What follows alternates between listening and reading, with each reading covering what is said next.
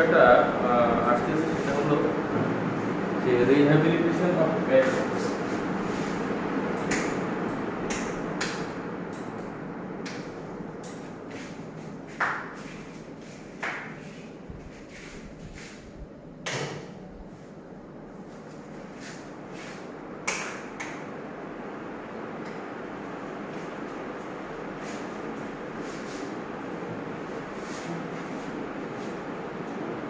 with rehabilitation of patients with hemiplegia।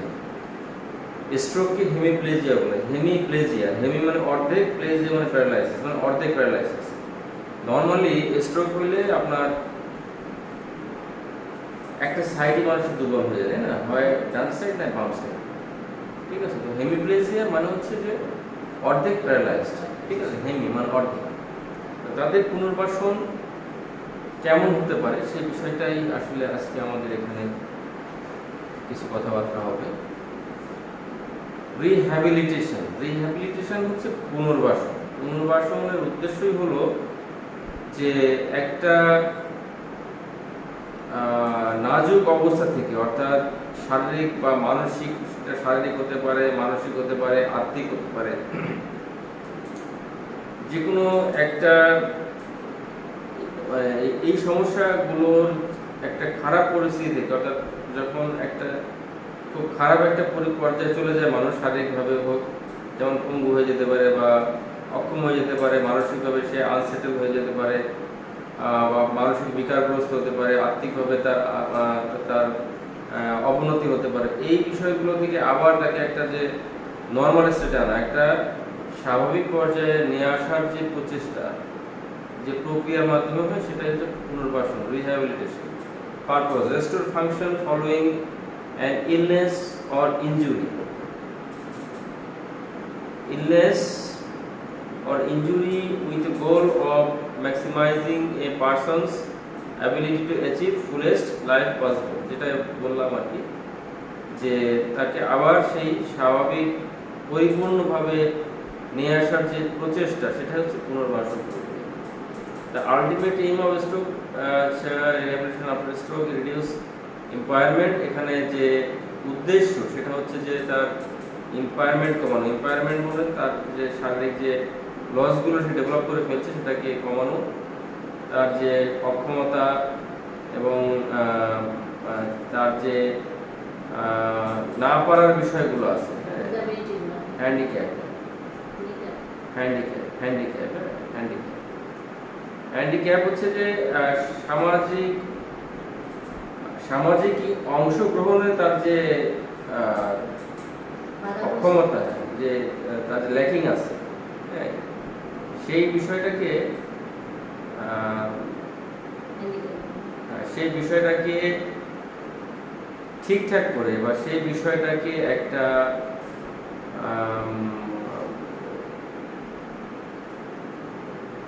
পরিপূর্ণ একটা জায়গায় নিয়ে যাওয়ার চেষ্টা করা এবং তাকে একটা পরিপূর্ণ জীবন দান করার বা পরিপূর্ণ জীবন তাকে প্রদান করার প্রচেষ্টাই হচ্ছে আপনার পুনর্বাসনের মাধ্যমে।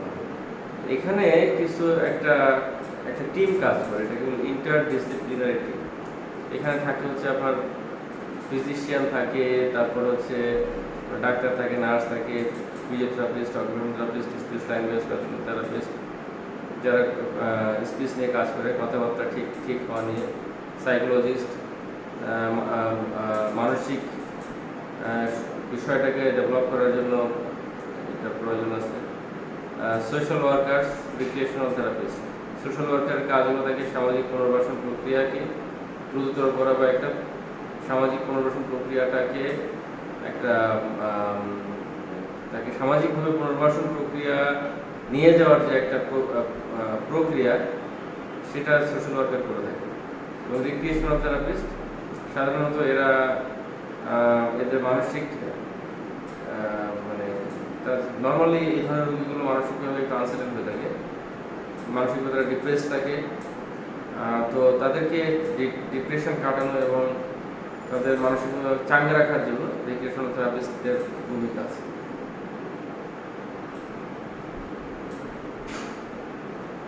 Rehabilitation therapy should start as early as possible. যত দ্রুত সময় শুরু করতে হবে once medical stability is reached, যখন তার মেডিকেল স্ট্যাবিলিটি রিস্ট হবে। হ্যাঁ, মেডিকেল স্ট্যাবিলিটি বলতে সে যেমন অজ্ঞান ছিল, যখন তার জ্ঞান ফিরে আসবে, বা যদি তার হার্টের ফাংশন ঠিক না থাকে, ফাংশনটা নর্মাল হওয়ার পরে, অথবা তার যদি প্রচণ্ড জ্বর থাকে, জ্বর চলে যাওয়ার পরে, ওইটা একটা সেটেল পাওয়া, এটাকে মেডিকেল স্ট্যাবিলিটি বলে। এরকম একটা পর্যায়ে আসলে আপনার রিহ্যাবিলিটেশন থেরাপি শুরু করতে হবে। Spontaneous recovery can be impressive, but rehabilitation-induced recovery seems to be better on average. Spontaneous recovery সাধারণত এই যে ল্যাকিংগুলো, এই লসগুলো হয়, এগুলো আপনি রোগীরা ভালো হওয়ার মানে বাই নেচার রোগীরা ভালো হওয়ার দিকে যায় সাধারণত, মানে প্রকৃতি তাকে সুস্থ হওয়ার দিকে ধাবিত করে। কিন্তু মানে আপনি ভালো হওয়া রোগীগুলোর পার্সেন্টেজ খুবই কম, হয়তো বা 1% 2% হতে পারে।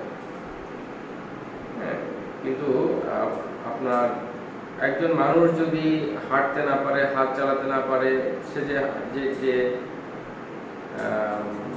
জিনিসগুলো সে হারিয়ে ফেলেছে, সেটাকে আবার সিস্টেমেটিক্যালি আগের পর্যায়ে নিয়ে আসার জন্য আপনার রিহ্যাবিলিটেশনের কোনো বিকল্প নেই। Even though the most marked improvement is achieved during the first 3 months, এখানে যেটা বলছে যে প্রথম 3 মাসে আপনার ইমপ্রুভমেন্ট হবে হচ্ছে গিয়ে সবচেয়ে বেশি। সুতরাং প্রথম 3 মাসের এই যে থেরাপি সেশন বা থেরাপির যে ফিজিওথেরাপি বা আনুষঙ্গিক আরও যে মানে যে টিম ওয়ার্ক আছে, এই কাজটা যদি ভালো মতো হয় তাহলে তার ইমপ্রুভমেন্ট ম্যাক্সিমাম হবে। 3 মাস যদি ইগনোর করা হয় বা যদি সেভাবে কাজ না করা হয়, তাহলে এই ল্যাকিংগুলো পরবর্তীতে মেকআপ করা কঠিন হয়ে যাবে। Rehabilitation should be continued for a longer period to prevent subsequent deterioration. এই পুনর্বাসনটাও অনেকদিন চালাতে হবে, কারণ তার যে উন্নতিটা, সেই উন্নতিটা সে যেন ধরে রাখতে পারে, বা উন্নতির অবস্থা যেন খারাপের দিকে না আসে, উন্নতিটা যেন আবার ডাউন না হয়ে যায়, সেই জন্যই পুনর্বাসন প্রক্রিয়াটা চালাতে হবে।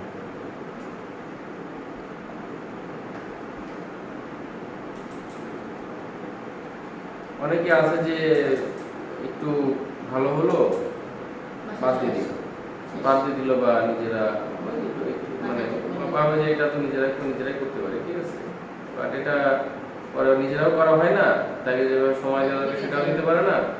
আলটিমেটলি ওই যতটুকু উন্নতি নিয়ে আসছে ওটা ওই প্র্যাকটিস না করতে করতে ওটা আবার খারাপ হয়ে গেছে।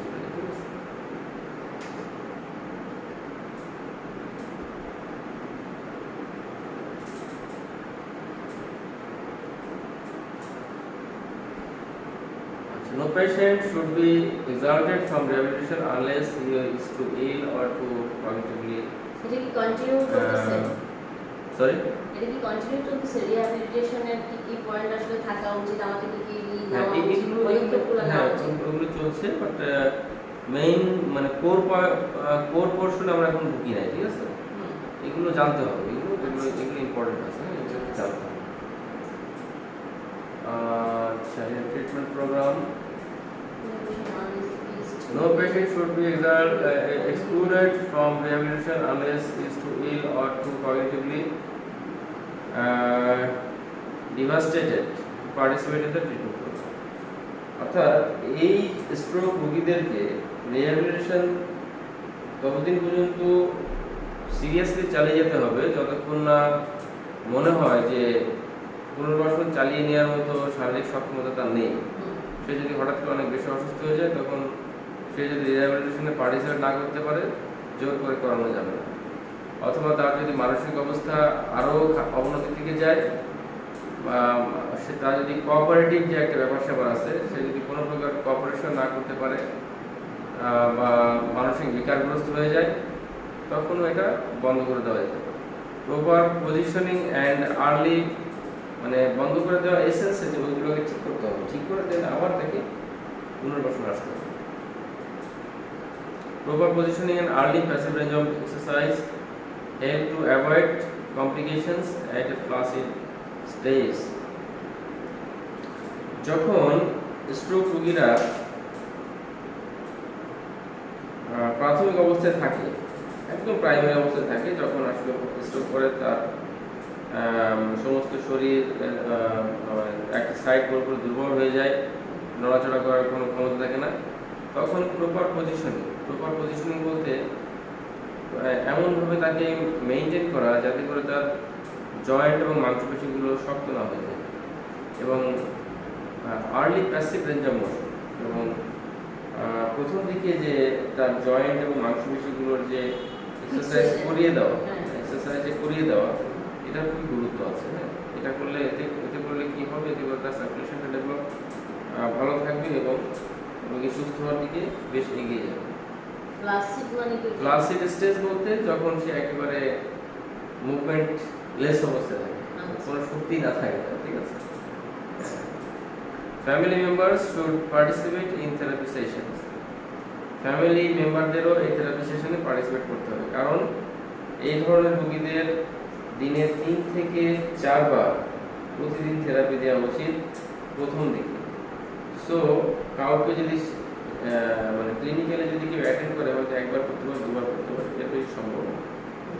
সেক্ষেত্রে নিজেদের ফ্যামিলি মেম্বার যারা আছে তারা বিষয়গুলো, বেসিক বিষয়গুলো জেনে সেটা তাকে প্র্যাকটিস করাতে হবে।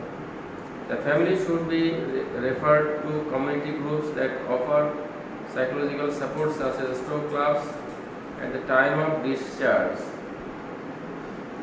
আচ্ছা, আমাদের এখানে এগুলো এখনো ডেভেলপ হয়নি, বাট কিছু কিছু স্পেশাল গ্রুপ আছে উন্নত দেশে, যেমন স্ট্রোক ক্লাব বলতে, যেখানে শুধু স্ট্রোক রোগীরাই সেখানে পার্টিসিপেট করে, তাদের এন্টারটেইনমেন্ট, তাদের কমিউনিকেশন, তাদের ভাব বিনিময়, অর্থাৎ পেশেন্ট এই বিষয়গুলো হয়ে থাকে, ঠিক আছে। তো ওই যে পেশেন্টটা যখন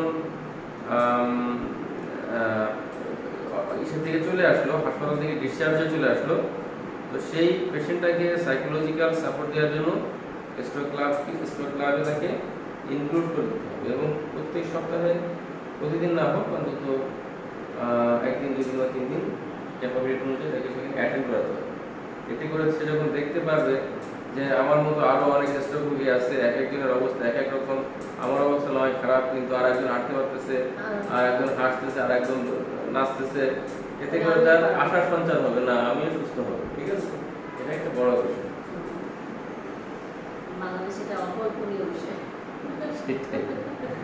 আমাদের এখানে এটা বড় কোশ্চেন, ঠিক আছে, এখানে হবে কিনা সেটা বলা যায় না।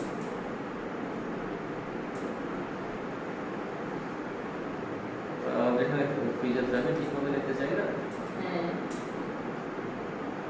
টাকা চিন্তাই তো organise.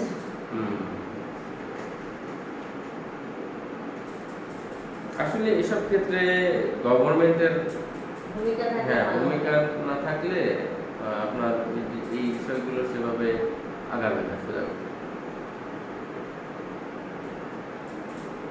Decrease alertness, attention, poor memory, inability to learn new tasks or follow simple commands.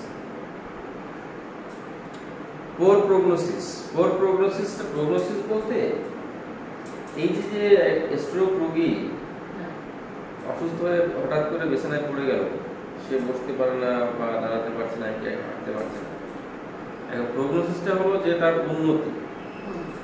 উন্নতি, অর্থাৎ তার ম্যাক্সিমাম উন্নতি অর্জন করার ক্ষেত্রে কি কি অন্তরায় হতে পারে সেই বিষয়টা এখানে বলা হয়েছে।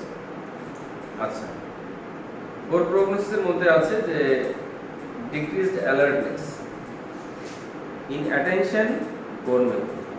যদি রোগীর অ্যালার্টনেস কম থাকে, সবসময় যদি সে ঘুম ভাব থাকে, হ্যাঁ, বা চেতনার অভাব থাকে,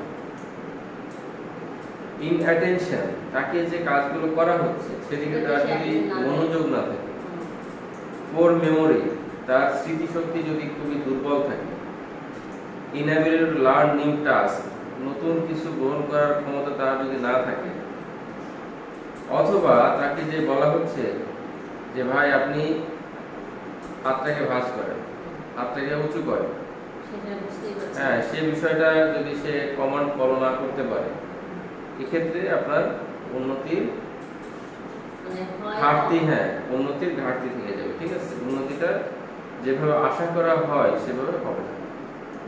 সিভিয়ার নেগলেক্ট অর অ্যানোসোগনোসিয়া, এটাকেই আর কি আপনার ইসে বলছে, সিভিয়ার নেগলেক্টটাকে একটা সায়েন্টিফিক ল্যাঙ্গুয়েজে বলছে। সিভিয়ার নেগলেক্ট বলতে আপনি যা করছেন সে এটা আপনাকে করতেই দিতে যাচ্ছে না, সে কোনো পার্টিসিপেটই করে না, কে উত্তেজিত হয়ে যায় বললে বলা এই হয়েছে, ঠিক আছে, সে তার কোনো কোঅপারেশন নেই, তাহলে তার ডেভেলপমেন্ট ভালো হবে না। সিগনিফিক্যান্ট মেডিকেল প্রবলেমস, কার্ডিওভাস্কুলার, আচ্ছা, সো যাদের হার্টের প্রবলেম আছে তাদের ক্ষেত্রেও আপনার উন্নতি সেভাবে ভালো হওয়ার চান্স কম। ঠিক আছে, কারণ হার্টের সমস্যার কারণে সে বেশি লোড নিতে পারবে না, ঠিক আছে, সে বেশি পরিশ্রম করতে পারবে না। সিরিয়াস ল্যাঙ্গুয়েজ ডিস্টারবেন্স, যদি তার কথাবার্তায় মারাত্মক ধরনের সমস্যা হয়ে থাকে, অর্থাৎ কথা বোঝার ক্ষেত্রে এবং কথা ডেলিভারি দেওয়ার ক্ষেত্রে, এই ক্ষেত্রে যদি তার বড় ধরনের গ্যাপ থেকে থাকে তাহলেও তার উন্নতি ভালো হবে না। কারণ আপনি যেটা তাকে বোঝাতে চাচ্ছেন সে যদি সেটা বুঝতে না পারে এবং সেটা যদি সেটা এক্সপ্রেস না করতে পারে, এই যে গ্যাপটা থেকে যাচ্ছে, আপনার থেরাপিস্ট এবং রোগীর মধ্যে যে গ্যাপটা, আন্ডারস্ট্যান্ডিং এর যে গ্যাপটা, এই কারণে উন্নতি সেভাবে হবে না। Less well defined and economic problem, আচ্ছা, তার যদি আর্থিক সমস্যা থাকে, এই যে অর্থনৈতিক কারণে সে যদি থেরাপিস্ট রেগুলার নিয়মিত না হতে পারে বা ইরেগুলার থাকে বা বড় মানে ইরেগুলারিটিও যদি তার মাত্রা অতিরিক্ত হয়ে যায়, ঠিক আছে, সেসব ক্ষেত্রেও তার উন্নতি ভালো হবে না।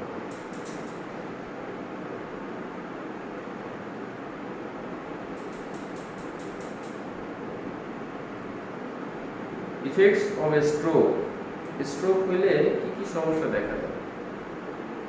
Weakness on the side of the body opposite the side of the brain affected by the stroke. আমরা জানি যে ব্রেইনের যে অংশটা স্ট্রোক হয়, রক্তক্ষরণ হয় বা রক্ত চলাচল বন্ধ হয়ে যায়, তার অপোজিট সাইডটা দুর্বল হয়ে যায়, ঠিক আছে।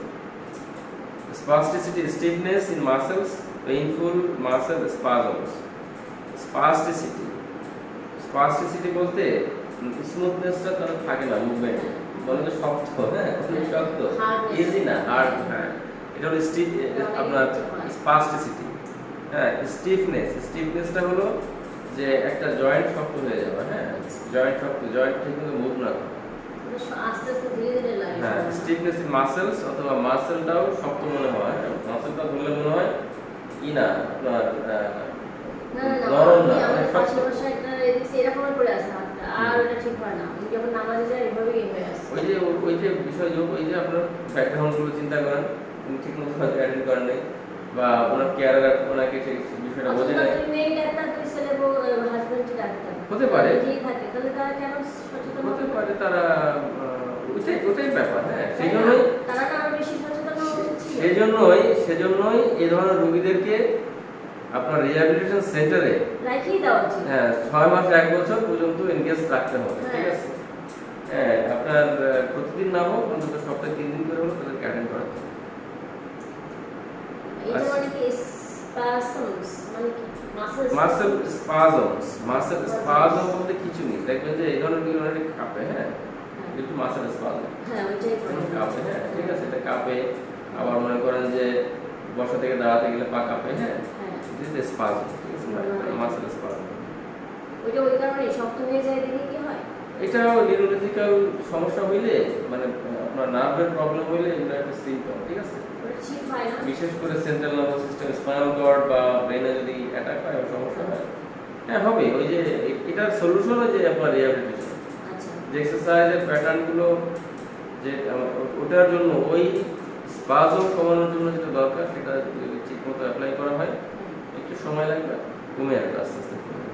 কমে আসে, তাই তো? হ্যাঁ, মানে কমে গিয়েই তো ঠিক হবে, তাই না? হ্যাঁ, সেটাই, মানে ওইটা হ্যাঁ, পুরো কমে হার্ট আসে। কমে নড়ে, দেখছি। ঠিক আছে? Problems with balance or coordination, এদের ব্যালেন্সের সমস্যা থাকে, ভারসাম্য সমস্যা থাকে। একা একা ঠিক মতো দাঁড়াতে পারে না, দুজন ধরলেও অনেক সময় পড়ে যাওয়ার সম্ভাবনা থাকে, বা একজন ধরলেও অনেক সময় পড়ে যাওয়ার সম্ভাবনা থাকে। কোঅর্ডিনেশন হলো যে সমন্বয়, সমন্বয় দুটো পা সমানভাবে চালাতে পারে না, একটা পা ভালো চলবে যেটা ভালো, আর যেটা দুর্বল হয়ে গেছে সেই পাটা ওই পায়ের সাথে সমানভাবে চলবে না। ঠিক আছে? কোঅর্ডিনেশন এটা হাতের ক্ষেত্রে হতে পারে। প্রবলেমস ইউজিং ল্যাঙ্গুয়েজ, কথাবার্তার ক্ষেত্রে এদের সমস্যা তৈরি হয়ে যায়, including having difficulty understanding speech, কথা বোঝার ক্ষেত্রে সমস্যা, writing, অ্যাফাজিয়া, and knowing the right words but having trouble saying them clearly. ঠিক আছে? এবং তাদের অ্যাফাজিয়া বলতে মুখ দিয়ে কোনো কথাই বের না হওয়া। ঠিক আছে? মানে কথা, ক্লিয়ার না লাগে। হ্যাঁ, কথা তৈরি করার যে একটা স্টিমুলেশন, এতে সেই স্টিমুলেশনটা মানে সেই প্রসেসটাই বন্ধ হয়ে যায়। স্ট্রোক মানে স্ট্রোকের প্রভাবে সেটা টেম্পোরারি হোক, এটা ম্যাক্সিমাম ক্ষেত্রে টেম্পোরারি হয়, পার্মানেন্ট খুব কম হয়। ঠিক আছে? খুব রেয়ার। তো টেম্পোরারি এটা বন্ধ হয়ে যায়। ঠিক আছে? That is aphasia. And knowing the right words but having trouble saying, কিন্তু দেখা যাচ্ছে যে অনেক সময় তারা সঠিক ওয়ার্ডটা বুঝতেছে, কিন্তু আপনি ক্লিয়ারলি সে ডেলিভারি দিতে পারছেন। ঠিক আছে? আবার সে বুঝতেই পারছে না, আপনি একটা বলছেন, সে আরেকটা বলে দিচ্ছে। ঠিক আছে? আচ্ছা, being unaware of or ignoring sensations on one side of the body, আছে তার শরীর যে সাইডটা স্ট্রোকের ফলে দুর্বল হয়ে গেছে বা ইনঅ্যাক্টিভ হয়ে গেছে, সে সেই সাইডটাকে ইগনোর করে। ঠিক আছে? অ্যাভয়েড করে। সে মনে করে যে ওই সাইডটা তার নিজের না। ঠিক আছে? ওই সাইডটাকে সে মানে হয়তো সে ভুলেই গেছে ব্যাপারটা। ঠিক আছে? সো পাশাপাশি তার অনুভূতিও, যে সাইডটা দুর্বল হয়ে যায় বা প্যারালাইজড হয়ে যায়, সেই সাইডের অনুভূতিও কমে যেতে পারে, বা অনেক ক্ষেত্রে সেটা কমে যেতে পারে। ঠিক আছে? সবসময় না, অনেক ক্ষেত্রে কমে যেতে পারে। স্ট্রোক হচ্ছে একটা মিস্টিরিয়াস ম্যাটার। মিস্টিরিয়াস ম্যাটার এই সেন্সে যে আপনি 10টা স্ট্রোকের রুগী রাখবেন, এক একজনের প্রেজেন্টেশন এক এক রকম। ঠিক আছে? এক একজনের সমস্যার প্রেজেন্টেশন এক এক রকম। সেই জন্য এটা একটা মিস্টিরিয়াস একটা বিষয়। আচ্ছা, আমরা যারা ফিজিওথেরাপি হবো তারা কি শুধু এটা এই যে এমআরএ, তারপরে ইসিজি, ওগুলো দেখে সিলেক্ট করবো যে আসলে কোন জায়গাটাতে তার থেরাপিটা দেওয়া উচিত, এরকম কিছু কি? না, অ্যাকচুয়ালি এগুলো যখন তার মেডিকেল ট্রিটমেন্ট চলবে, ইমার্জেন্সি ট্রিটমেন্ট চলবে, তাকে সেটেল করার জন্য চেষ্টা চলবে, তখনই এগুলোর ইন্টারপ্রিটেশন চলে আসবে যে তার সমস্যা কোথায়, কি ভালো মন্দ এসে আপনি দেখবেন তার কি কি প্রবলেম আছে। প্রবলেম আপনাকে প্রবলেম লিস্ট করতে হবে। এই problem spasticity, weakness, decrease sensation, decrease coordination. ঠিক আছে? এই বিষয়গুলো আপনাকে যেটা যেটা প্রবলেম আপনাকে নোট করতে হবে। নোট করে ওই আপনার প্রবলেম অনুযায়ী আপনাকে সলিউশন বের করতে হবে। ঠিক আছে? মনে করেন যে তার স্পাস্টিসিটি আছে, স্পাস্টিসিটি সলভ করার জন্য আপনি কি প্ল্যানিং করতে পারেন। ঠিক আছে? তারপরে মাসল উইকনেস আছে, মাসল উইকনেসের জন্য কি প্ল্যানিং করতে পারেন, ওই প্ল্যানিং অনুযায়ী আপনি তাকে অ্যাপ্লাই করবেন। ঠিক আছে? সেটা আরো পরে স্পিচের জন্য স্পিচ আলাদা একটা স্পেশালাইজড পার্ট, তো এখানে অনেক করতে হয়। হ্যাঁ, অবশ্যই। তারাও স্পিচের ওটা আনার জন্য অনেক কায়দা আছে, অনেক ক্যাটাগরি আছে, ঠিক, অনেক প্রসেস আছে। সেই বিষয়টা তো আর আমরা কত জানি না, তাই না? আমাদের হচ্ছে যে মাসল, আমাদের হচ্ছে মাসল, তারপর হচ্ছে ইলাস্টিসিটি, এটা কি হাত মুভমেন্টের, এটা ফিজিওথেরাপিস্টদের মেইন কাজ হলো তাকে ফিজিক্যালি ফিট করে দেওয়া। ঠিক আছে? সে যাতে চলাফেরা করতে পারে, হাত পাগুলো ঠিক মতো নাড়াচাড়া করতে পারে, এটা হলো মেইন কাজ। এটা মেইন কাজ। স্পিচের কাজটা হলো স্পিচ থেরাপিস্ট যাতে কথাটা ঠিক মতো, যদি কথায় ট্রাবল থাকে, কথাকে ক্লিয়ার করে দেওয়ার চেষ্টা করা। অকুপেশনাল থেরাপির কাজ হলো একজন লোক হাঁটতে পারছে, কাজ করতে পারছে মোটামুটি, কিন্তু সে যখন লিখতে যাচ্ছে লিখতে পারছে না, আঙুলগুলো সেগুলো জোর পায় না। ঠিক আছে? সেক্ষেত্রে মানে একটা এক্সাম্পল, আর অনেক এক্সাম্পল আছে। অকুপেশন থেরাপিস্টের কাজ হলো যাতে লিখতে পারে, তার জন্য সেই চেষ্টাটা, সেই প্রসেসটা তাকে দেখিয়ে দেওয়া, বা সেই জিনিসটা তাকে শিখিয়ে দেওয়া, বা সেই যদি কোনো ডিভাইস দরকার, কোনো যদি ম্যাটেরিয়াল দরকার হয় তাকে প্রোভাইড করা, ঠিক আছে?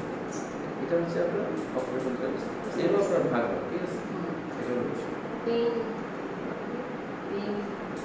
আচ্ছা, তাহলে আপনার আচ্ছা, pain, numbness or sensation. Stroke রোগীদের পেইন একটা কমন বিষয়, ঠিক আছে? প্রথম দিকে উনি পেইনের জন্য আপনাকে কমপ্লেন করবে না, কিন্তু যখন কিছুদিন চলে যাবে, 1 সপ্তাহ বা 2 সপ্তাহ বা 10 দিন চলে যাবে, তখন সে নড়াচড়া করতে গেলে দেখবেন যে ব্যথা ব্যথা ব্যথা ব্যথা, বা ওকে না বলতে পারলেও সে আকারে কিন্তু বোঝাবে সে ব্যথা পাচ্ছে, ঠিক আছে? এটা positive, this is not negative, ঠিক আছে? তার জাস্ট মানে এই তার সেন্সটা ইমপ্রুভমেন্ট বা সেন্সটা রিকার করবে তার পেইনের সেন্সেশন দিয়ে, ঠিক আছে? আচ্ছা, নামনেস অর সেন্সেশন। নামনেস বলতে যে আপনার অবশ অনুভূতি, ঠিক আছে? ধরলে আপনি যদি ধরেন, সে হয়তো এক্সপ্রেস করবে যে আমি একটু কম বুঝতেছি, ঠিক আছে? এটা একটা বিষয়। অর সেন্সেশন বলতে মানে অ্যাবনর্মাল সেন্সেশন। অ্যাবনর্মাল সেন্সেশন বলতে অনেক সময় হতে পারে যে আপনার হাইপার সেন্সেশন, বা মনে করেন যে বার্নিং সেন্সেশন হতে পারে, হ্যাঁ? মনে করেন জ্বলে যাচ্ছে, ঠিক আছে? মানে পাটা জ্বলে যাচ্ছে, ঠিক আছে? ভাতটা জ্বলে যাচ্ছে, বা অনেকে আপনি টাচ করলে মানে সেন্সেশনের মাত্রা অনেক বেশি মনে হতে পারে, ঠিক আছে? হ্যাঁ, সে আপনার হ্যাঁ, মানে নর্মাল, এটাতে ভালোটা ধরলে যে সেমন একটা করছে, আবার এটা ধরলে সে হাইপার রিঅ্যাকশন করছে, ঠিক আছে? মানে হাইপার রিঅ্যাকশন করছে। এটার যে রিঅ্যাকশন, ভালোটা ধরলে যে রিঅ্যাকশন, আর যেটা প্যারালাইজড হয়ে গেছে ওটা একটু ধরলে রিঅ্যাকশনটা একটু বেশি হচ্ছে বা ব্যতিক্রম, দ্যাট অড সেন্সেশন।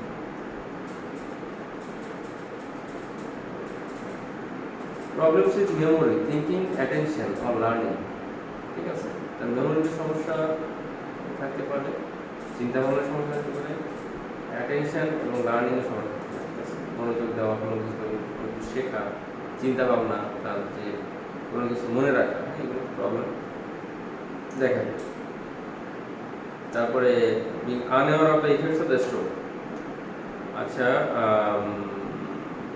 মানে যিনি স্ট্রোকের রোগী, আসলে স্ট্রোকের ইফেক্ট সম্বন্ধে তার অনেক সময় মানে সে জানে না, সোজা কথা, তার তো আইডিয়া নেই, কিন্তু মেডিকেল লোক না।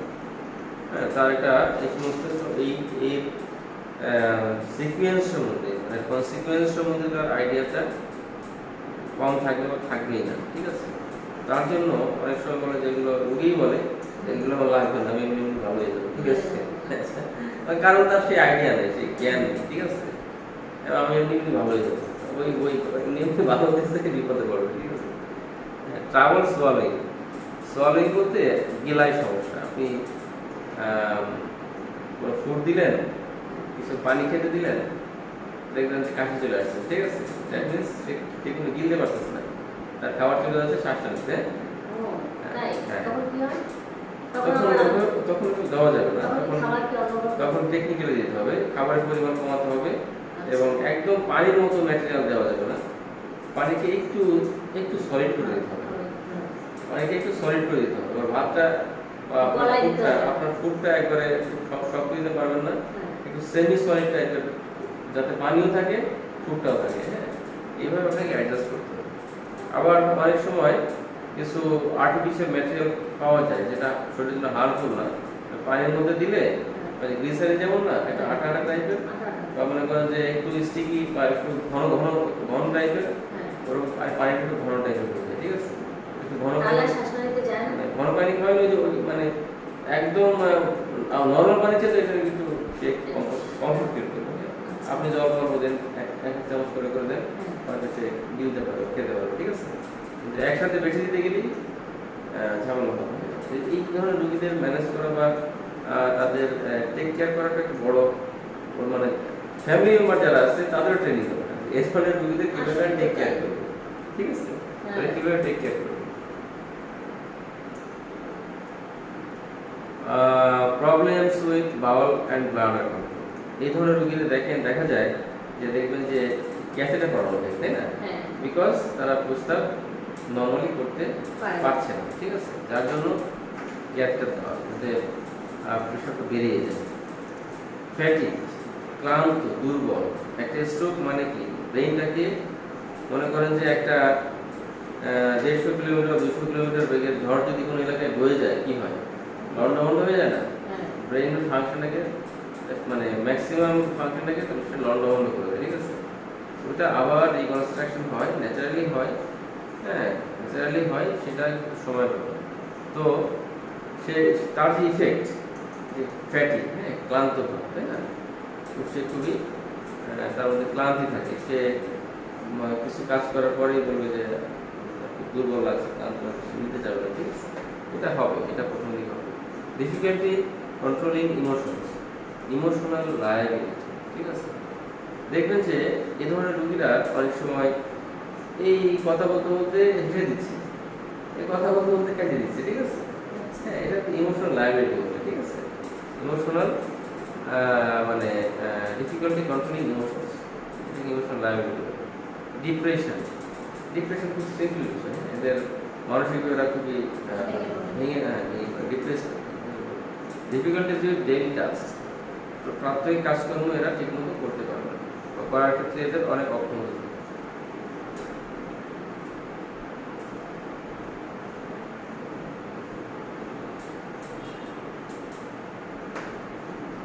এটা ভালো, আপনার রিহ্যাবিলিটেশন বোঝার জন্য করতে হবে।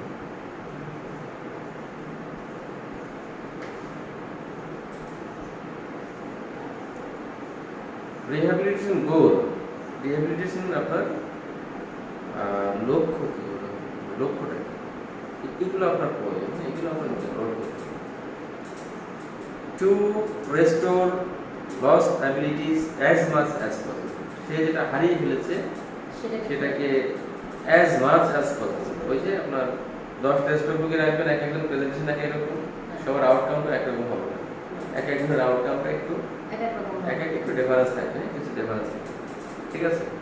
তো তাকে যে সে যেটা হারিয়ে ফেলেছে সেটাকে রেস্টোর করার জন্য ম্যাক্সিমাম চেষ্টা করতে হবে। To prevent stroke related complications, স্ট্রোকের ফলে যে কমপ্লিকেশনগুলো হতে পারে, যেমন মাসল শক্ত হয়ে যেতে পারে, জয়েন্ট শক্ত হয়ে যেতে পারে, তারপরে আপনার একভাবে শুয়ে থাকলে একটা ঘাম হয়ে যেতে পারে। ওরা তো হাঁটতেও পারে না অনেক সময়, না? হ্যাঁ, তাহলে তো এক সাইড পড়ে যায়। অবশ্যই হাঁটতে তো আপনার 10টা স্ট্রোক রোগীর মধ্যে বলা যায় যে 8টা 9টাই হাঁটতে পারবে, ঠিক আছে? স্ট্রোক করার পরে ইনিশিয়ালি তো 10টাই পারবে না, কিন্তু কিছুদিন চলে গেলে হয়তো একজন দুজন টুকটাক হাঁটার মধ্যে যেতে পারে। To improve the patients quality of life, রোগীর জীবনমান উন্নত করা। এখানে উন্নত করা বলতে স্ট্রোক হয়ে গেলে একজন রোগী প্যারালাইজড হয়ে যায়, সে বিছানায় পড়ে থাকে, তার মানে কি, তার লাইফটা ওখানেই সে মনে করে যে যদি এখান থেকে জ্ঞান থাকে ও লাইফ ওখানে শেষ, ঠিক আছে? সেখান থেকে তাকে আবার ওই যে একটু হাঁটার পর্যায়ে নিয়ে আসা, তারপরে তাকে একটু বাইরে নিয়ে যাওয়ার চেষ্টা করা, বাইরে মুভ করানো, স্ট্রোক ক্লাবে অ্যাটেন্ড করা, সামাজিক কার্যক্রমে অ্যাটেন্ড করা, আবার গ্র্যাজুয়ালি অফিস আদালত বা ব্যবসা বাণিজ্য শুরু করা, এই যে বিষয়টা, ঠিক আছে? This is the improve patients quality of life, ঠিক আছে? তার কোয়ালিটি অফ লাইফ আপনার ইমপ্রুভমেন্ট করার এগুলো ধাপ আছে, ঠিক আছে? To educate the patient and family about how to prevent recurrent strokes. আপনাকে ওই যে যেটা বললাম যে ফ্যামিলি মেম্বারদের ট্রেনিং এর দরকার আছে। প্রাইমারি ট্রেনিং আপনি দিন, ঠিক আছে? যে পেশেন্টের এবং পেশেন্টের ফ্যামিলিকে এডুকেট করতে হবে। পেশেন্টকে করতে হবে যে আমরা যেটা করছি আপনি কোঅপারেট করেন এবং আপনি নিজে চেষ্টা করেন, নিজে ট্রাই করেন। আর ফ্যামিলি মেম্বারদের বলতে হবে যা যা দেখতেছেন, যারা করতেছি এগুলো নিজেরা আরো একবার বা দুবার করে দিবেন, ঠিক আছে? এবং আপনার মানে রংলি করবেন না, রাইটলি করবেন, সেটা তাদেরকে ইনস্ট্রাকশন দিয়ে দিতে, ঠিক আছে?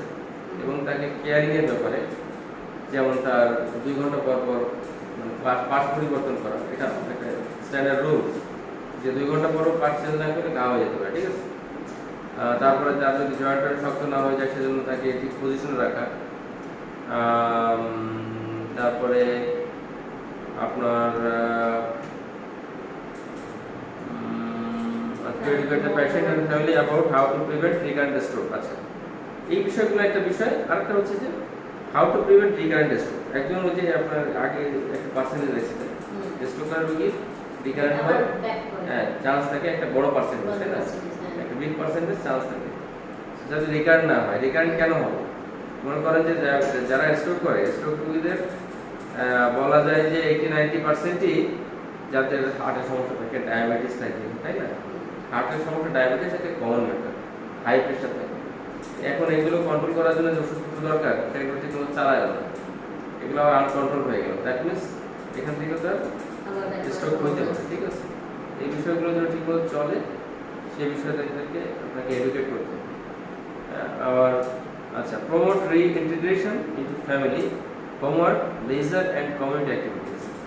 আচ্ছা, এই যে রিহ্যাবিলিটেশন গোল, আপনার পুনর্বাসনের উদ্দেশ্য এটাও যে রিইন্টিগ্রেশন, তাকে আবার সংযুক্ত করা, ঠিক আছে। কোথায়? ফ্যামিলিতে, তার বাড়িতে, তার কাজে, তার অবসরে এবং তার যে কমিউনিটি অ্যাক্টিভিটিস আছে, সামাজিক কার্যক্রম, সব কিছুতে সে যেন আবার অ্যাটেন্ড করতে পারে, সেক্ষেত্রেও আপনার রোল প্লে করে, ঠিক আছে, ভূমিকা। বাট এক্ষেত্রে এই যে reintegration into work, leisure and community activities, এখানে আপনার সোশ্যাল ওয়ার্কের ক্ষেত্রে অনেক রোল আছে। বাট আপনার এটা মানে একটা কমিউনিকেটিভ একটা ওয়ার্ক, ঠিক আছে, একটা মিউচুয়াল আন্ডারস্ট্যান্ডিং। ফ্যামিলি এর উপর বড় একটা ভূমিকা হয়। ওরা যদি কন্ট্রোল করতে পারে একে, বা একে প্রতিদিন এসে নিয়ে যেতে পারে তাহলে হয়। কিন্তু যদি ছেড়ে দেয়, ফ্যামিলি তো ছেড়ে দেয় আমার মনে হয়, ফ্যামিলি তো কেয়ারিং হয় না আমার মনে হয়, যে এর পেছনে থাকবো, সময় নাই এটা বা ওইটা।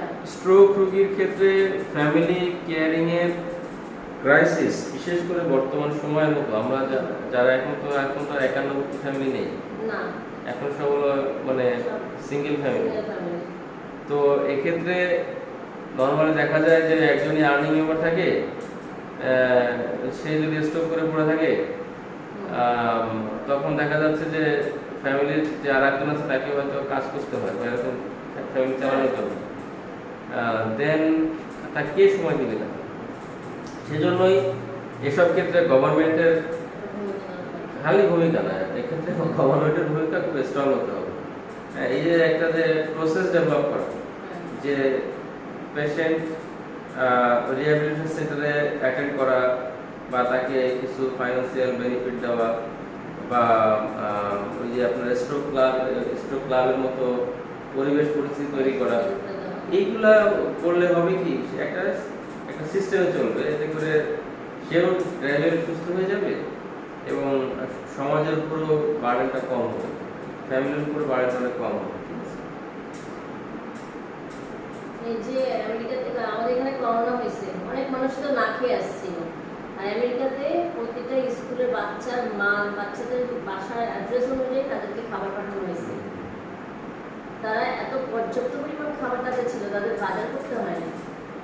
এই যে সুবিধাগুলো পাইছে সেটা সরকারই দিচ্ছে, হ্যাঁ গভর্নমেন্ট দিচ্ছে, তাদের তো সমস্যা হয় না, তাদের বাইরে বেরোতেই হবে এমন কোনো দরকার হয় না।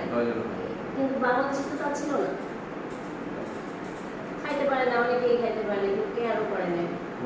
ওদের মনে করেন যে এক বছর যদি দেশের লোকজন কাজ না করে তাহলে তো চালাতে পারবে গভর্নমেন্ট। হ্যাঁ, আমার ওই ভাগ্নি জামাই আর তো হাজবেন্ড, তাদের হচ্ছে কি এখন গ্রোসারি শপ আছে, গ্রোসারি শপকে করে দিচ্ছে সরকার যে তুমি প্রতিদিন এই বাসাগুলোতে খাবার পাঠাবা, তোমার এই বাজারগুলো পাঠিয়ে দিবা।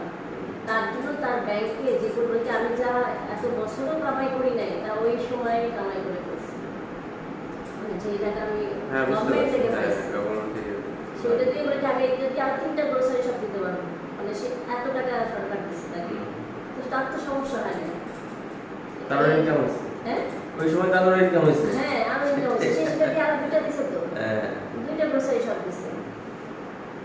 এই জিনিসগুলো সুবিধা পাইলে একটা ব্যাপার তো কাজ করে না, তাহলে বাংলাদেশে কে কারে বাইরে ঠিক করে উঠতে পারবে সেটা হচ্ছে অনেক বড় বিষয়। এখন দেখেন যে বেসিক প্রিন্সিপালস অফ রিহ্যাবিলিটেশন, আপনার কি প্রিন্সিপাল আছে এখানে পুনর্বাসনের, ঠিক আছে, কি মূলনীতি বা কি বিষয়ে কি কি থিঙ্কিং নিয়ে আপনি আগাবেন। To begin as possible early first hours, এখানে উল্লেখ আছে ফার্স্ট আওয়ার্স, স্ট্রোক করার প্রথম ঘন্টার মধ্যে তাকে থেরাপি শুরু করতে হবে, ঠিক আছে। কি করতে হবে? স্ট্রোকের প্রথম ঘন্টার মধ্যে উইদিন আওয়ার্স তাকে ফিজিওথেরাপি স্টার্ট করে দিতে হবে, ঠিক আছে, সেটা ফার্স্ট আওয়ারে। To begin as possible early, হ্যাঁ, to begin as possible early first hours. To assess the patient systematically, আপনাকে পেশেন্টকে অ্যাসেসমেন্ট করতে হবে, অর্থাৎ তার প্রবলেম ফাইন্ড আউট করতে হবে সিস্টেমেটিক্যালি, হ্যাঁ, সেই সিস্টেমেটিক্যালি কি শিখতে হবে, ঠিক আছে। আচ্ছা, to prepare the therapy plan carefully, therapy প্ল্যানটা খুবই কেয়ারফুলি ডেভেলপ করতে হবে। যে বললাম আপনি অ্যাসেসমেন্ট করবেন, একদম ফার্স্ট লাস্ট অ্যাসেসমেন্ট করবেন। অ্যাসেসমেন্টের আপনার প্রথম দিন অ্যাকচুয়ালি এই ধরনের রোগীদের দেখার নিয়ম হলো, প্রথম দিন কোনো মানে থেরাপি সেশনের যে নিয়ম রোগী দেখা, প্রথম দিন কোনো ট্রিটমেন্ট হবে না, তার অ্যাসেসমেন্ট কি প্রবলেম ফাইন্ড আউট হবে। আপনি অ্যাসেসমেন্ট করবেন, আপনি তার প্ল্যানিং করবেন, প্রবলেম ফাইন্ড আউট করবেন, ট্রিটমেন্ট প্ল্যানিং করবেন, দেন সেকেন্ড থেকে তার ট্রিটমেন্ট শুরু করবেন, ঠিক আছে। This is the rule. হ্যাঁ, কিন্তু আমরা সেই রুল এখানে ঠিক মতো খাটাতে পারি না, ঠিক আছে। But this is the rule. To prepare the therapy plan carefully, সেজন্যই আমি উপলব্ধি করি, মানে স্ট্রংলি উপলব্ধি করি যে এদেশে মানে মানে যারা মানে এই রিলেটেড এডুকেটেড আমরা যারা, ঠিক আছে, এদেশে থাকা মানে মেধার অবমূল্যায়ন করা, আমার জানার অবমূল্যায়ন করা, মানে আমার জানার অবমূল্যায়ন করা, ঠিক আছে। বা মনে করেন যে আমি, হ্যাঁ, এটাই জানার অবমূল্যায়ন করা মানে এর পিছনে অনেক কিছু আছে। সো যেখানে আমার মানে ভ্যালুয়েশনটা পাবো সেখানে মুখ করাটা সবচেয়ে গুরুত্বপূর্ণ, ঠিক আছে, যদি পারা যায়। To prepare the therapy plan carefully, সেটা বললাম। To build up in stages, to build up in stages, to build up in stages. Stages বলতে এই স্ট্রোক রোগীদের মনে করেন যে স্টেজ থাকে, bed rest stage. Bed rest stage বলতে সে যখন বেডেই থাকে, ঠিক আছে। তারপরে আপনার আফটার বেড রেস্ট স্টেজ, তখন তার কিছু আপনার অ্যাক্টিভ রিহ্যাবিলিটেশন, এগুলো বেড রেস্ট স্টেজে কেউ প্যাসিভ রিহ্যাবিলিটেশন, একদম ফুলি কেউ করে দেবে, ঠিক আছে। আর কিছু সে পার্টিসিপেট করতে পারে, কিন্তু অ্যাক্টিভ রিহ্যাবিলিটেশন স্টেজে আসলে তখন থেরাপিস্ট ফুলি নিজেও করবে, বাট তার মেইন ফোকাস থাকবে যে পেশেন্টকে দিয়ে সেজন্য কাজগুলো করে নিতে পারে, যাতে করে তার স্বাভাবিক জীবনে ফিরে আসতে পারে। To include the type of rehabilitation approach specific to deficits, to include the type of rehabilitation approach specific to deficits. আচ্ছা, প্রবলেম অনুযায়ী আপনাকে রিহ্যাবিলিটেশনকে অ্যাপ্রোচ করতে হবে, প্রবলেম অনুযায়ী, ঠিক আছে। যেটা বললাম ওই যে প্ল্যানিং এ চলে আসবে, ঠিক আছে। তার যে হ্যাঁ স্পেসিফিক, হ্যাঁ স্পেসিফিক প্রবলেম অনুযায়ী স্পেসিফিক রিহ্যাবিলিটেশন, এর মানে হচ্ছে এটা, স্পেসিফিক প্রবলেম অনুযায়ী স্পেসিফিক রিহ্যাবিলিটেশন। তো ইভালুয়েট পেশেন্টস প্রোগ্রেস রেগুলারলি, এবং আপনাকে কি করতে হবে, রিঅ্যাসেস করতে হবে। রিঅ্যাসেস, আপনি ইনিশিয়াল অ্যাসেসমেন্ট করে একটা ট্রিটমেন্ট দিলেন, আবার 2 মাস পরে আবার একটু রিঅ্যাসেস করবেন, যা যেসব চিন্তা করে শুরু করছিলাম কোথায় আছে, ঠিক আছে কিনা সেটা না, কোথায় 2 মাস আগে কোথায় ছিল, এখন কোথায় আছে, হ্যাঁ, তার উন্নতি কেমন, উন্নতির মধ্যে কোনো ভ্যারিয়েশন আছে কিনা, কোনো কিছু মিসিং আছে কিনা, ঠিক আছে। এই বিষয়গুলো আপনাকে ইভালুয়েশনে আসতে হবে। আচ্ছা, রিহ্যাবিলিটেশন ম্যানেজমেন্ট, হ্যাঁ, এখানে ম্যানেজমেন্টে কি আনবে, এগুলো আপনার কিন্তু এগুলো মেইন ইম্পর্টেন্ট বিষয়। মোবিলিটি বলতে সে তো বেড রিডেন, তাই না, বেডের বিছানায় পড়ে আছে, প্যারালাইজড, তাকে মোবিলিটি দিকে এগিয়ে নিতে হবে, সে যাতে মুভ করতে পারে। অ্যাক্টিভিটি অফ ডেইলি লিভিং, সে প্রতিদিনের কাজকর্ম যাতে করতে পারে বা সেদিকে অগ্রসর হতে পারে, সেদিকে আপনাকে ধাবিত হতে হবে। কমিউনিকেশন, এখানে এই বিষয়গুলো আসবে আর কি। কমিউনিকেশন মধ্যে যোগাযোগ, হ্যাঁ, এখানে তার ঘাটতি থাকে, সোয়ালিং, তার গেলার প্রবলেম থাকে, হ্যাঁ, এটাকে ম্যানেজ করতে হবে। অর্থোসিস বলতে মনে করেন যে স্ট্রোকের কি হয়, নর্মালি হাতটা দুর্বল এভাবে পড়ে থাকে না, এভাবে পড়ে থাকতে থাকতে এই যে ওই যে আপনার যে পাশে। রিলেটেড, হ্যাঁ। মানে পাশের বাড়ি থেকে। হ্যাঁ। ওই হাতে ধরে থাকতে থাকতে দেখেন এই যে দিকের যে ভিতরে যে রগগুলো আছে হ্যাঁ। সব পেয়ে গেছে। কিন্তু ওই সময় যদি কি হতো, ওই সময় যদি তাকে হাতটাকে এভাবে রাখার জন্য কোনো ডিভাইস দেওয়া হতো তাহলে এটা হতো। তাই না? That is orthosis. আচ্ছা। দ্যাট ইজ এই যে অর্থোসিস। তার মানে কি সে থেরাপির কাছে রেগুলারলি যায়নি দেখে তো তার এই সমস্যাটা হচ্ছে, তাই না? যায়নি একটা বিষয়, আর ওই যে বলা হয় যে দেখেন না যে অর্থোসিস, অর্থোসিস হচ্ছে যে কিছু ডিভাইস তাকে দিয়ে দেওয়া যেটা তাকে স্বাভাবিক পজিশন রাখবে, নর্মাল পজিশন রাখবে। অ্যাকচুয়ালি পজিশন ঠিক না থাকার কারণে এটা একটা পর্যায়ে গিয়ে মাসলগুলো টাইট হয়ে গিয়ে এটা হচ্ছে, ঠিক আছে। বাট পজিশন ঠিক মতো থাকলে কেউ তো টাইট হওয়ার সে চান্স হতো না, ঠিক আছে। এটাই।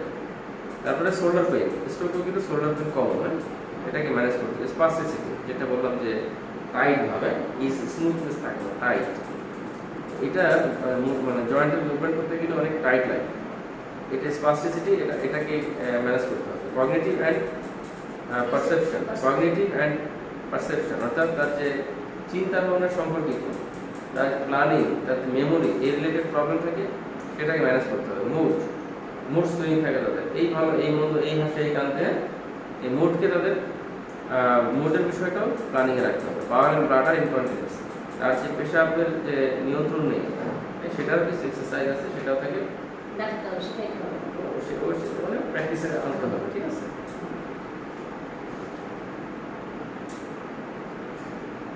আচ্ছা, মোবিলিটির মধ্যে কি কি আছে এখন? এখন দেখেন যে ইন্ডিভিজুয়ালি আসছে, ঠিক আছে। এখন এই যে এগুলো ভেরি ভেরি ইম্পর্টেন্ট। এখন ইন্ডিভিজুয়ালি আসছে কি হতে পারে। মোবিলিটিতে ফিজিওথেরাপি কি আছে? কনভেনশনাল থেরাপিস, নিউরোফিজিওলজিক্যাল থেরাপিস, ঠিক আছে। Conventional therapies and neurophysiological therapies. Conventional থেরাপিসের মধ্যে কি কি আছে এখন দেখেন। কনভেনশনাল থেরাপিসের মধ্যে কি কি আছে? Therapeutic exercise, traditional functional retraining. এখানে আপনার রেঞ্জ অফ মোশন দেখতে হবে, রেঞ্জ অফ মোশন এক্সারসাইজ, প্রত্যেকটা জয়েন্টের সুন্দর করে স্মুথলি এক্সারসাইজ করে দিতে হবে। মাসল স্ট্রেন্থেনিং এক্সারসাইজ, মাংসপেশি যাতে দুর্বল থাকে, মাংসপেশি যাতে ডেভেলপ করে, শক্তি বাড়ে, তার জন্য কাজ করতে হবে। মোবিলাইজেশন অ্যাক্টিভিটিস, মোবিলাইজেশন, জয়েন্টের যে মোবিলাইজেশনগুলো আছে, মানে প্রত্যেকটা জয়েন্টের একটা নির্দিষ্ট রেঞ্জ আছে, তাই না? যাতে এটা ঠিক থাকে, এগুলো ঠিক সেগুলো প্র্যাকটিস করতে হবে, ঠিক আছে। ফিটনেস ট্রেনিং, এরা সাধারণত এখন দুর্বল হয়ে যায়, সেই দুর্বলতা কাটিয়ে যাতে আবার সবল দিকে এগুলি, তার জন্য কাজ করতে হবে। Compensatory techniques, compensatory techniques, compensatory techniques বলতে আপনার আপনি একটা নির্দিষ্ট কাজ করবেন, হয়তো একটা নির্দিষ্ট প্র্যাকটিস করাচ্ছেন, সেই প্র্যাকটিসের সাথে তার আরও কিছু প্র্যাকটিসের আরও কিছু বিষয় উন্নতি হচ্ছে, হ্যাঁ। অর্থাৎ কম্পেনসেটরি বলতে লিঙ্কিং, আপনি প্র্যাকটিস করছেন একটা, কিন্তু সাথে সাথে আরও 2-3টা বিষয় সেখানে উন্নতি হওয়ার পর্যায়ে আসতেছে বা উন্নতি হওয়ার দিকে এগোচ্ছে, ঠিক আছে। ব্যাপারটা বুঝছেন? মানে একটু উন্নতি হচ্ছে। হ্যাঁ, এটা কম্পেনসেটরি মানে আপনি পার্টিকুলার একটা এক্সারসাইজ করাচ্ছেন তাকে, কিন্তু সেই এক্সারসাইজের সাথে আরো কিছু বিষয় তার লিঙ্কিং থাকে, যাতে ওগুলো সাথে সাথে ডেভেলপের দিকে যাবে, ডেভেলপের দিকে যাবে। এটা কম্পেনসেটরি। আচ্ছা, নিউরোফিজিওলজিক্যাল অ্যাপ্রোচ, এখানে দেখেন মাসল রিএডুকেশন অ্যাপ্রোচ, মাসল রিএডুকেশন। কনভেনশনাল অ্যাপ্রোচের মধ্যে এটা চলে গেল। এখন নিউরোফিজিওলজিক্যাল অ্যাপ্রোচের মধ্যে মাসল রিএডুকেশন, অর্থাৎ মাংসপেশি দুর্বল ছিল সেখানে সবল হওয়া। Neuro developmental approach, neuro developmental অ্যাপ্রোচের মধ্যে কিছু কনসেপ্ট আছে, sensory motor approach, movement therapy approach, আচ্ছা NTT approach, mobile PNF approach, sensory motor, sensory motor, movement therapy approach, NTT. হ্যাঁ, এগুলো কিন্তু একটা বিশাল এরিয়া, হ্যাঁ। মানে এগুলো একটা বিশাল পড়াশোনার জায়গা। Sensory motor approach, movement therapy approach, NDT approach, PNF approach, ঠিক আছে। এগুলোর মনে একটা মতবাদ, ঠিক আছে, একটা মতবাদ। সেই মতবাদ তারা কীভাবে কী ডেভেলপ করছে, এর ব্যাকগ্রাউন্ড কী আছে না আছে, সব কিছুই পড়ার আছে এখানে। Motor relearning programme for stroke, motor relearning, motor বলতে শক্তির ব্যাপার, হ্যাঁ। সেই শক্তিটাকে আবার ফিরিয়ে আনার যে প্রচেষ্টা। আর contemporary task oriented approach, task oriented approach, task অর্থাৎ নির্দিষ্ট কিছু টাস্ক দেওয়া হবে, ঠিক আছে, এই টাস্কগুলো তাকে কমপ্লিট করতে হবে, টাস্ক কমপ্লিট করার জন্য স্ট্র্যাটেজিটাকে ধরিয়ে দেওয়া, ঠিক আছে।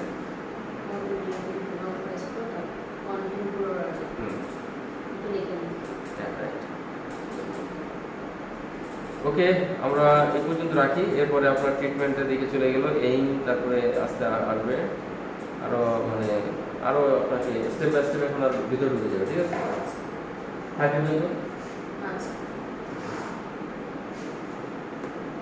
আমাকে ওই আগের রেস্টুরেন্টের ওইটুকু পার্ট আমাকে দিবেন মেইলে এখনই। আচ্ছা, দেখি আমি। হ্যাঁ,